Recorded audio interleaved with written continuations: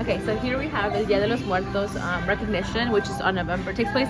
It's usually like a 5-day event. It starts on October 28th, where you start the light up the first white candle, and then from then on, there's like things that you put out their favorite foods, favorite drinks, and these are some decor for Dia de los Muertos, where you recognize them and put out just to remember them. And this all takes place November 2nd, which is honestly, it's one of the biggest things that Mexican culture and Latino community is known for is Dia de los Muertos. It's one of a big traditional holiday.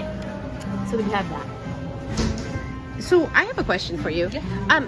You also expressed that your family is Catholic, and I have known in a number of different Catholic churches in the Rochester area and then the Twin Cities area where the priests are fine and happy to have altars placed in the church, and other people from different Christian perspectives saying that this seems quite evil instead.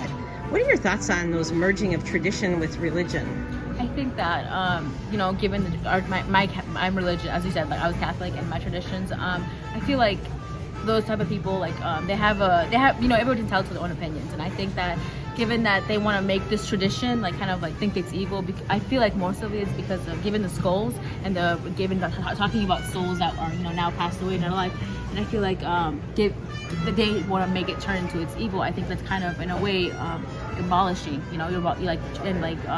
making the culture unalive and making it not presentable. And I feel like we shouldn't let that culture die because of other people's opinions. And I'd like it to just every culture has people don't agree with their cultures. Everybody has their own disbeliefs and beliefs. And I think that given that Mexico's such a huge place and the Latino community is such a huge Central America and a lot of other things, everybody can incorporate with their own opinions. And some people believe in it in Mexico and stuff, and some people don't. So everybody has their own opinions.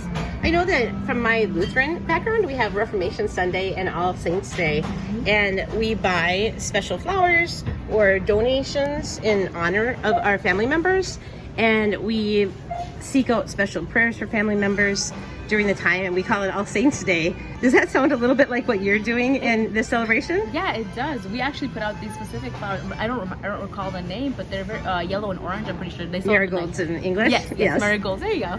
And we put those out on Dia de los Muertos, and we put them out for them. And we also put out like you said, and we recognize them because they passed away. We put out their photos. We put out like their favorite foods, as I said, and their favorite drinks. It could be hot cocoa, it could be a beer, it could be anything that they liked in their life.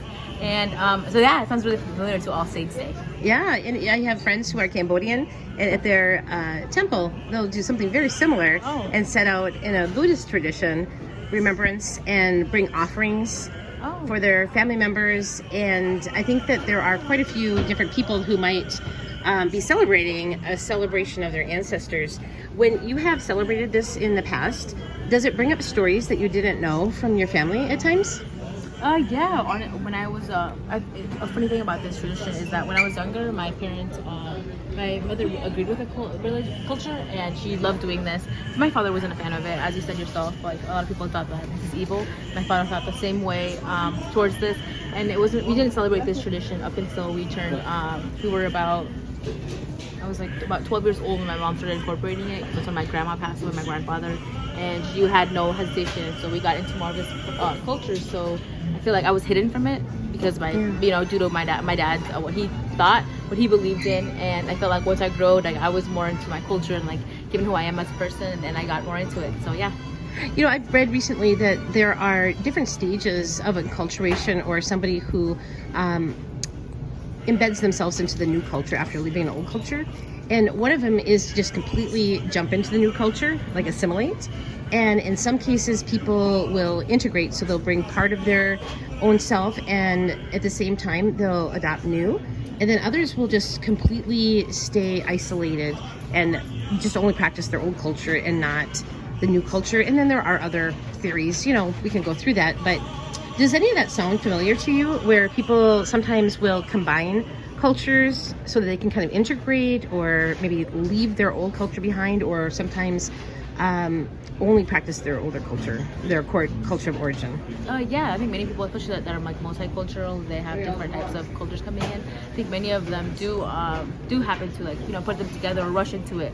And I think growing up, I kind of rushed into it as well. And then as I grew older, I kind of like pushed away from it. And now as an old person, I know more about my culture. So yeah, I definitely do think that many people might bring in other cultures from themselves, like their father and mother, or like aunts or uncles might be different types of might be from different cultures, like Cambodian or different other ones like Ireland, all that stuff, and they might put them all together, which is honestly I don't think there's a problem with it. I think that's great. If anything, like it's nice having like different cultures and like comparing them, as a lot of cultures are similar actually. Yeah, and as we end this part of our conversation, I want to share that it's kind of fun to look at the grocery store itself, and we see the products here that, Kix, my kids had that growing up. And then right next to it, we have several different products that are in Spanish and possibly from Mexico or perhaps created here in the United States. And it reminds me that when we talk about this, my own great-grandma came from Finland, and she never learned English. And they lived in a Finnish community called Toivola, which means land of hope in Finnish. And my mom had to integrate or my grandma and my mom, because they had to, survive, and they spoke English for their grandma. And as my mom continued, she was actually really persuaded to let go of the language. So after World War II, a lot of Americans were told you have to speak English only. And so she never taught me Finnish, even though she's fully bilingual. And my dad learned it. So it's really interesting how we can look at the combinations of traditional Mexican culture here, and probably other Mayan and Hispanic cultures are probably represented throughout the store here in different ways from different countries.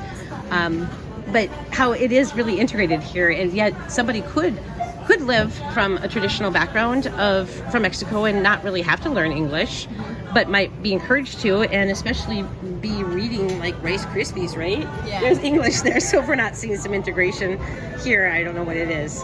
But anyway, thanks for the conversation. Yeah, of course.